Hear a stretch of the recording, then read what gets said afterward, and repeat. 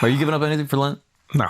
Come on, But bro. I did see an interesting conversation. There's this guy that was, there's this show online where somebody goes and they sit in like a room full of people, right? And you sit in the middle and then other people can come sit across from you and then you guys debate for like 3 minutes. 20v1. 20v1. Jubilee. Yes. It's like the balloon popping for white nerds, right?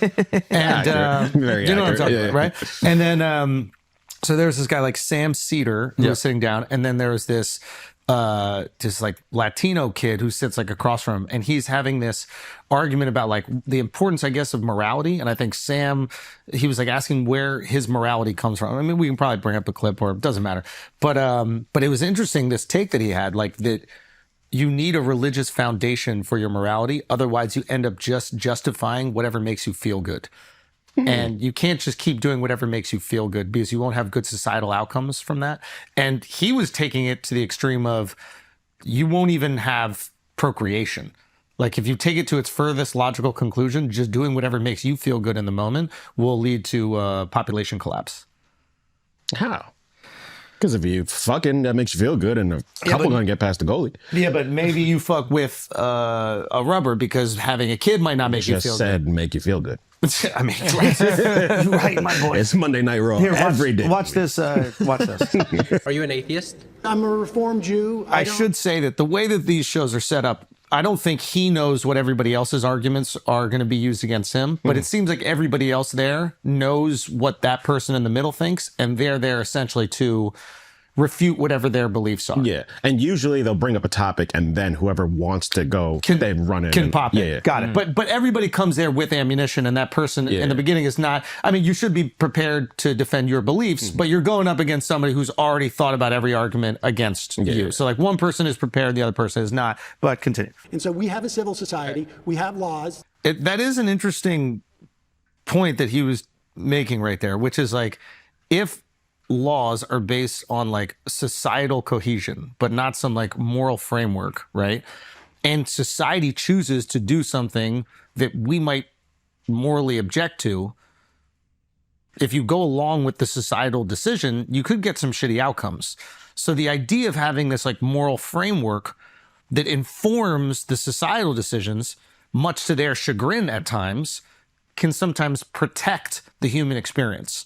You know, so if society all goes, hey, we should have slavery, and then the moral opinion is, no, that's wrong to subject people to that sort of behavior, you can thwart what society wants. I mean, this would be the argument like why you want something out of simply what makes people feel good to be what drives your like moral compass. But couldn't you say the same the other way around? Because it's like, if you have the moral framework of religion, then we'll never have like gay relations. No, 100%. That's why this is like I'm not trying to say one is right or wrong. I'm just saying it's kind of exposing the limiting factors of both.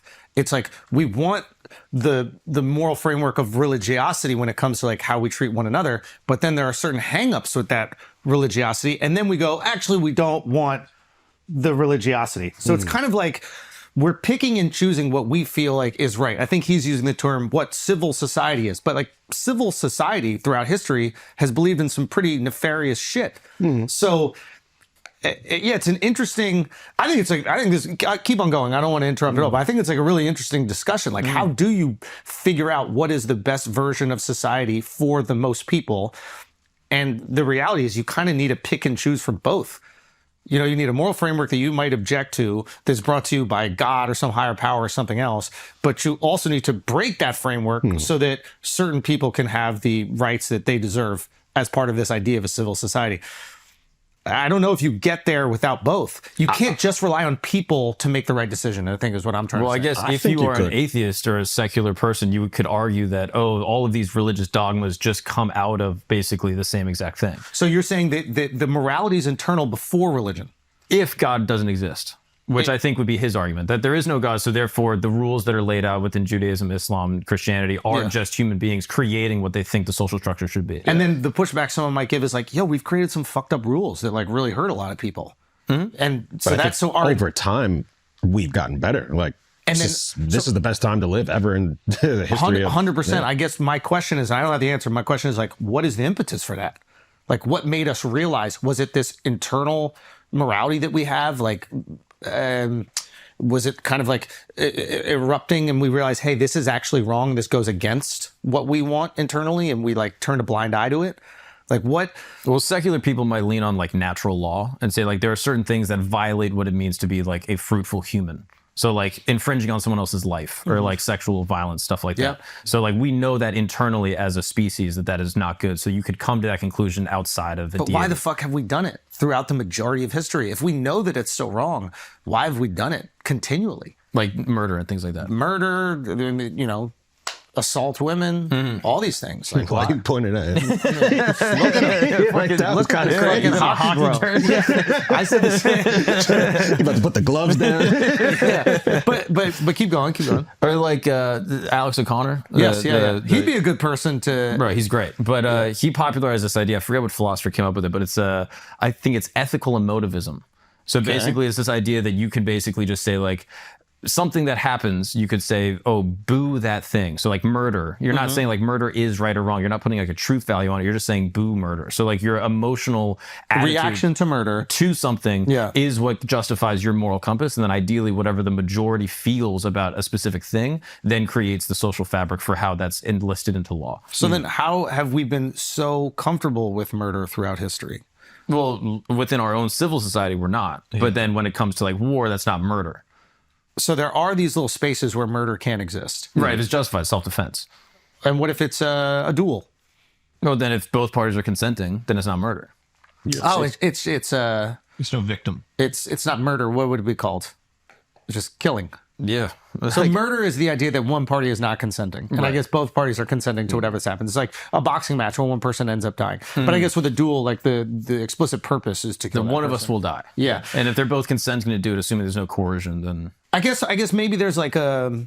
So I guess maybe Sam's position is a little bit more optimistic about the human experience. It's like, hey, we are internally good and we know the right thing to do. And when we're put in situations where we're allowed to freely access our internal morality, we will act right. Yeah.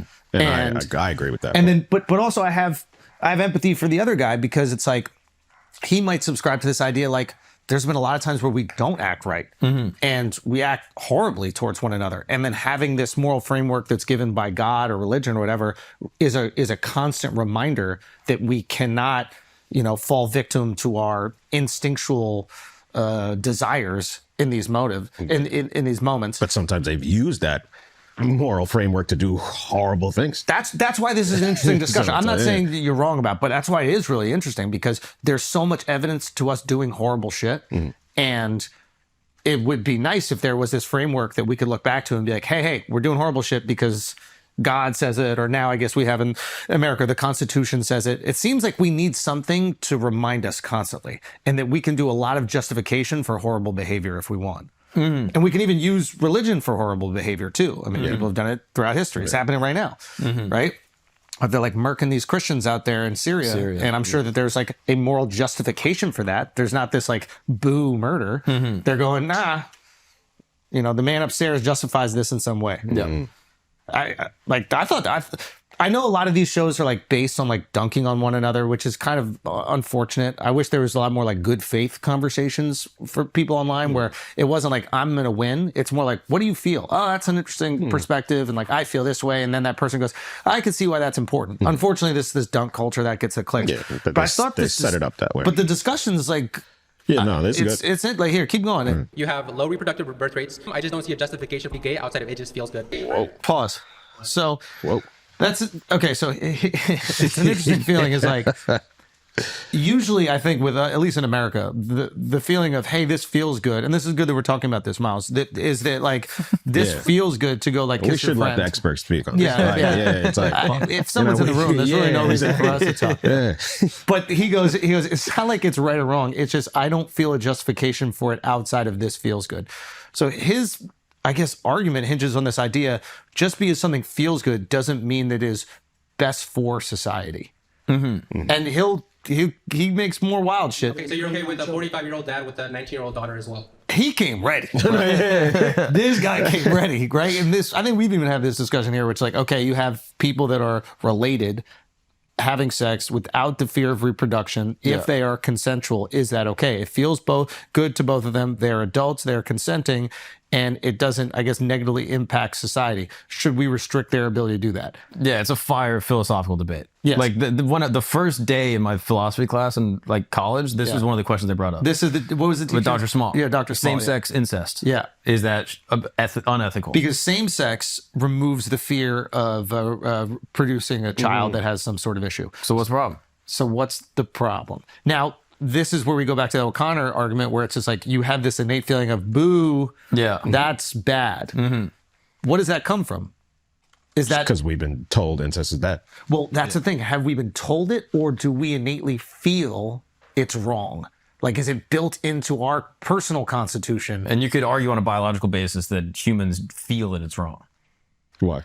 Like through like pheromones. So like a person would be more attracted to a dissimilar person than to a relative based off of like pheromone levels and stuff like that. Okay. So like for the reproductive health of a society, most people would go to diversify their genetic lineage. But then you look at throughout history and probably except these guys. I mean, yeah, Dub's entire family looks identical to one another. So there's been a lot of inbreeding in his family, and it's kind of worked out for them. Maybe others it hasn't, right? Exactly. But there's a lot of similarity. I mean, like, yeah, but they all have asthma, so it's like the good with the bad. Yeah. How do you have asthma with that nose, right? You feel like you could get some oxygen in there. It's the bend. It's the air. It gets clogged right there. Yeah. Not the part. It's not aerodynamic. Yeah, we need to hire a contractor. You got to straighten it out. Just get a smooth flow. That's why they all get nose jobs. That makes sense. So it's a deviated septum or whatever.